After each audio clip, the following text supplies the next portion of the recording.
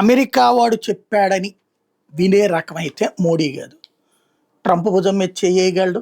Trump ఆ చనువుని తన స్వార్థానికి వాడుకుంటాడు. అతను తప్పు కూడా లేదు. అతను తన దేశ స్వార్థానికి వాడుకుంటాడు.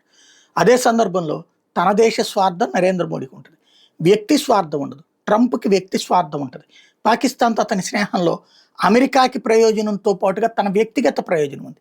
తనకు సంబంధించినటువంటి సంస్థలు, తన కుమారుడు, కూతురు, తన భార్య చేసేటటువంటి వ్యాపారాలకి ఒక కేంద్రకంగా పాకిస్తాన్ వాడుకుంటున్నాడు. కాబట్టి ఆసిఫ్ మునీని పదే పదే గొప్ప నాయకుడు, అద్భుత నాయకుడు అని పొగుడుతూ ఉన్నాడు.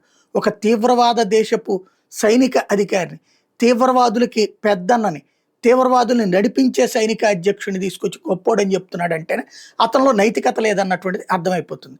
అదే సందర్భంలో మంచిని చెడుగా, చెడుని మంచిగా మాట్లాడుతున్నాడు అనేటటువంటి సందర్భంలో అతని దగ్గర నిజాయితీ లేదన్నది కూడా అర్థమైపోతుంది. ఇంకా అట్లాంటి వాడి గురించి నరేంద్ర మోడీ ఎందుకు పట్టించుకుంటాడు, ఏం చూస్తాడు?